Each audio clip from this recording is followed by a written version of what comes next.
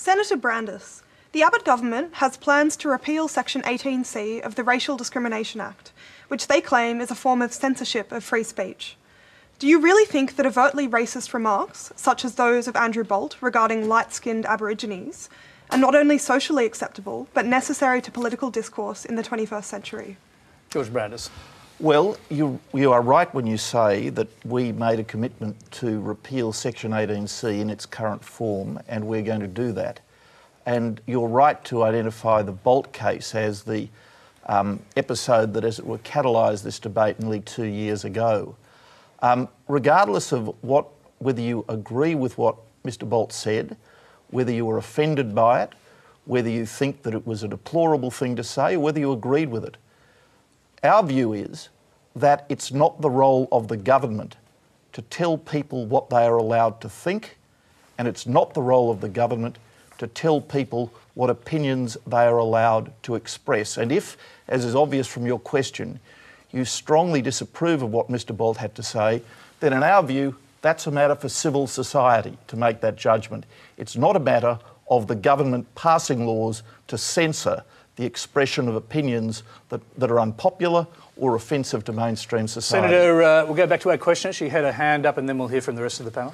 Senator Brandis, given that people in power such as yourself already have a public platform in which to express their opinions, surely the minority groups that don't share the same status, your freedom of expression should be curtailed when it's being used to target and vilify oppressed groups. Why is your right to make offensive comments more important than their right to be free from racial discrimination? I absolutely disagree with you. If you're going to have a free society, then everybody's right to express their opinions has to be respected.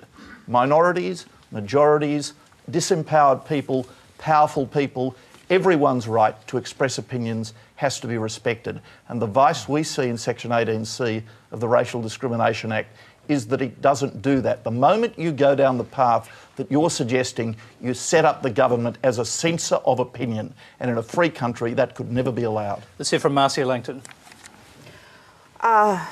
Well, I find it very difficult to agree with your government's proposition on this matter, Senator Brandis. One only has to look at, say, the code of behaviour with the NRL or the AFL, and you know, if you have your way and you repeal Section 18C, the place where people of colour, like myself, and unfortunately this is never going to be the case, will feel safe from racial abuse is on an AFL team or in the NRL. And everywhere else in society where there are not such codes of behaviour will be targets. And it's not true that this, in my opinion, that the simple argument about freedom of speech applies in this case, because there is also, I believe, a right of people like myself to feel free from racial discrimination and especially from racial vilification in public speech and publication. Well, I agree with that up to a point. I agree with you up to a point, Professor Langton, but I think you're running together two quite different things. One, you are running together racial vilification with the expression of opinions that members of a particular racial group might find offensive, and they're not the same things. I agree that it is a matter of drawing the line, but we can structure and write our laws so that we respect freedom of opinion and at the same time protect members of ethnic minorities or racial minorities from vilification, which isn't the expression of opinion, by the way. It's the utterance of abusive or threatening words. Right, for the Attorney General, as you just alluded to, there's Section 18D, which provides exceptions for legitimate political comment or legitimate artwork. Why do you think that 18C, as it currently stands, with those exceptions in 18D, isn't sufficient? Because Section 18C, as it's currently written, and you know, I understand the sentiment that the other panellists have expressed, but just realise what that means. What it means is that we are going to, if we don't repeal Section 18C in its current form, we are going to say in this country that political censorship is okay, because that's the necessary consequence of the argument that is being made against me. It's not the case that just because somebody says something outrageous or somebody says something that is offensive to community standards, that there should be a law against it, that they should be able to be dragged off to court or prosecuted or fined or even thrown in jail because they say something that community standards well, hold on. that is at variance, not criminal, so you won't end up in jail. From community standards. George, I didn't interrupt you, Chris. If I may, I interrupted you. If I may finish, please. Because Bolt could, as a matter of fact, if Bolt had repeated what he said, then he would have been in contempt of the federal court. Let's not characterise it as a criminal offence when you know, attorney, that it is not. But you're missing the point, Chris. Well, I don't think we are. If Bolt had not abided by the order that was made against him, he would have been in contempt of court. Okay, let's hear from Marcia Langton, who politely was waiting to get in. Well, if I understand you correctly, you're not in any way defending what Andrew Bolt said. Is that correct? Did you find it offensive? I didn't agree with it, but I don't agree at all with what Professor Langton said a moment ago. I know Andrew Bolt. Andrew Bolt is not a racist. And to accuse Andrew Bolt is not a racist, and to accuse him of being a racist is itself a form of vile abuse of the man. He expressed an opinion. He expressed an opinion which you and some people in this audience tonight found offensive. Fair enough.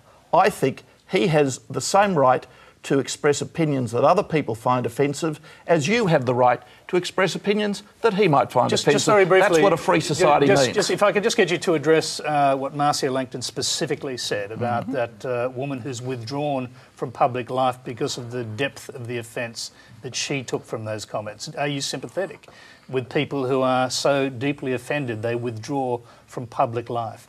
Well, I don't know anything about the facts of that lady's particular case. But aren't those sort of facts at the heart of the case? No, I don't think they are. At the heart of the case, to my way of thinking, is this question, Tony.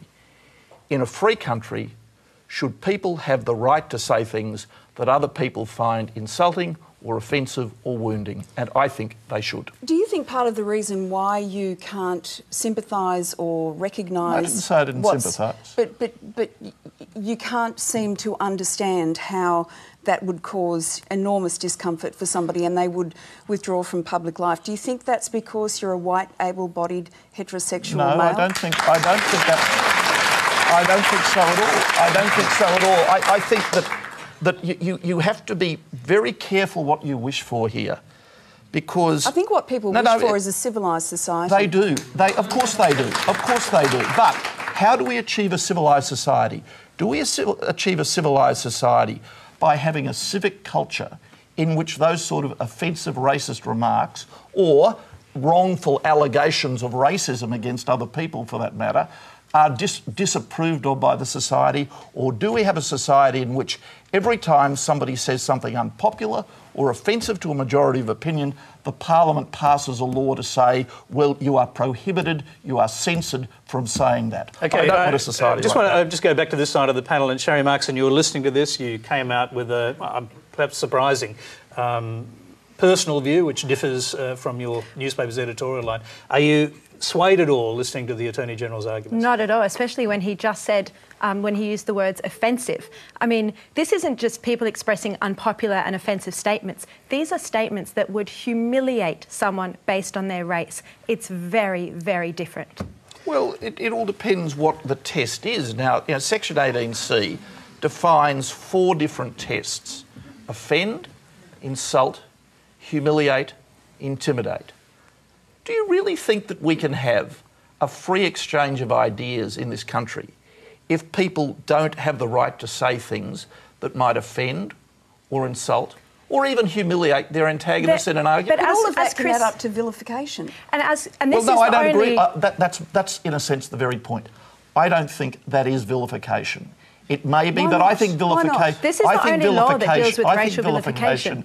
Is better defined in other terms. And we haven't addressed the other side of this argument, Tony, and that is that, as I said at the start, we can have free speech and we can have proper laws against racial vilification. What I'm concerned to defend is freedom of opinion. If somebody, for example, incites racial violence, that's not the expression of opinion. And nobody's suggesting we would do away with laws like that. So I would just say there is a law for inciting racial violence, That's right. but 18C and 18D are the only laws that deal with racial vilification, and that's why it is so important. Well, that that's they not remain. right, actually. There are state Well, laws. I tell you what, George Brandis, you have a view on this? Well, I'm always uncomfortable with the idea of picking on one racial group and saying, well, they're the problem.